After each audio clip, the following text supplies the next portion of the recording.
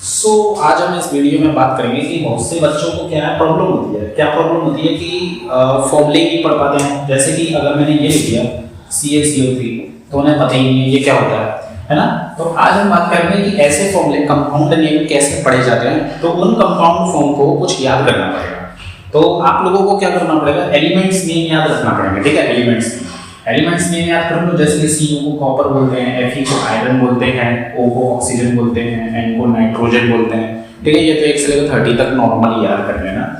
Okay, and ये कुछ compound name है तो ये हमें याद रखना है। NO3 का मतलब होता है नाइट्रेट, OH मतलब हाइड्रोक्साइड, NH4 मतलब अमोनिया।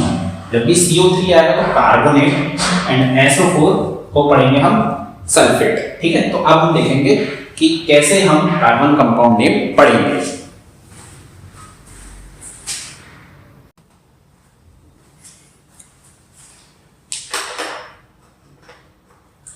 ठीक है, तो अभी तक हमने ये कंपाउंड नेम देखे कि कैसे पढ़ते हैं। तो एक्चुअल में कंपाउंड नेम कैसे पढ़ेंगे तो ये देखेंगे।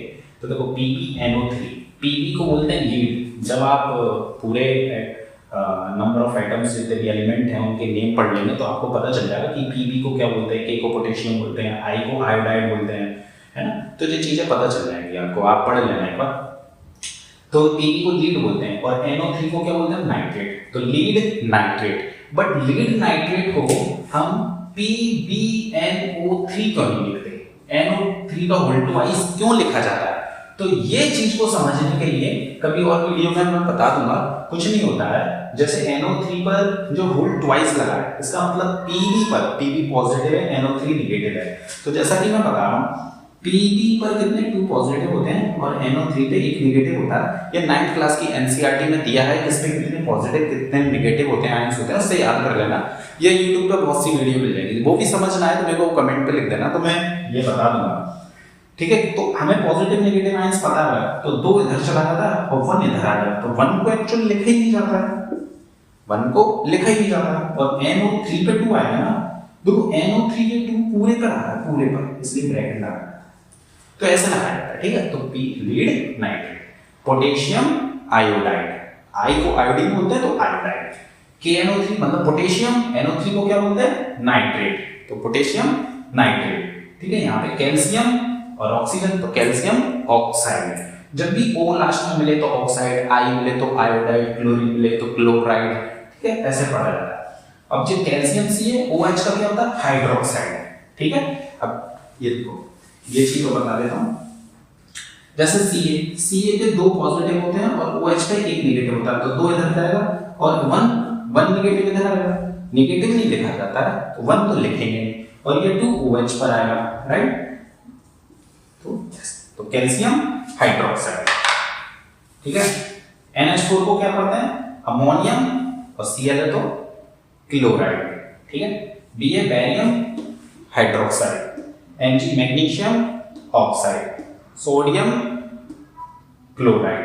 ठीक है, जो नमक होता है सॉल्ट, सल्फर डाइऑक्साइड, डाई मतलब 2 ऑक्सीजन, ट्राई मतलब 3 है तो ट्राई, सल्फर ट्राइऑक्साइड, ये एल्यूमिनियम ऑक्साइड। ये फॉर्मूला कैसे बना ये भी दिखा देते हैं।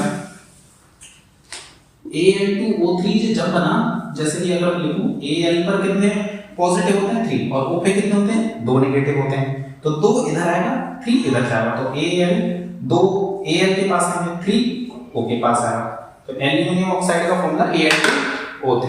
ये सभी सारे फॉर्मूले बहुत इंपॉर्टेंट है। अगर क्लास 10th में आप पढ़ रहे हैं केमिस्ट्री तो उसके बिना ये हो नहीं पाएंगे। क्या फॉर्मूले अगर याद नहीं है तो बड़ी प्रॉब्लम आती है इन लोगों को लर्न करने के लिए, और केमिकल इक्वेशंस लिखते हैं उसमें प्रॉब्लम आती है, तो आप ये देखेंगे। ठीक है, तो एक बार ये सारे फॉर्मूले पढ़ लो, इसके सिवा और कुछ भी नहीं आता ज्यादा।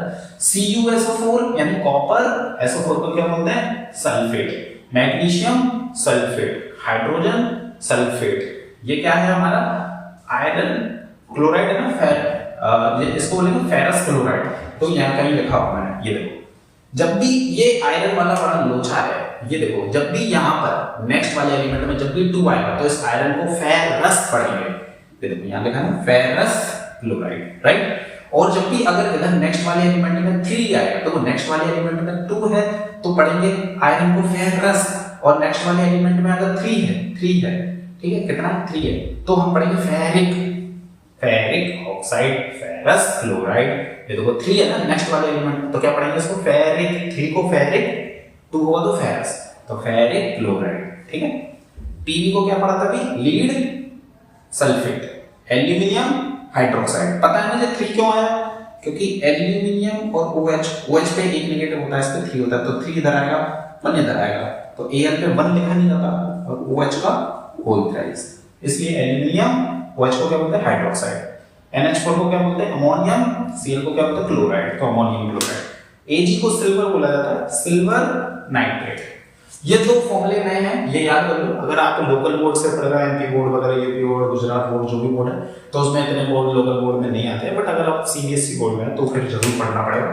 स्टेनस क्लोराइड और 4 होगा अगर तो स्टेनिक क्लोराइड, ठीक है। आगे आने वाले में केमिकल इक्वेशंस वगैरह बनाएंगे हम, डिस्प्लेसमेंट वगैरह, रिएक्शन, जो सारे के सारे नेक्स्ट इक्वेशंस नेक्स्ट वीडियो में पढ़ेंगे, ठीक है। तो अपन पूरा केमिस्ट्री कवर करेंगे अब इस नई सीरीज में, ठीक है।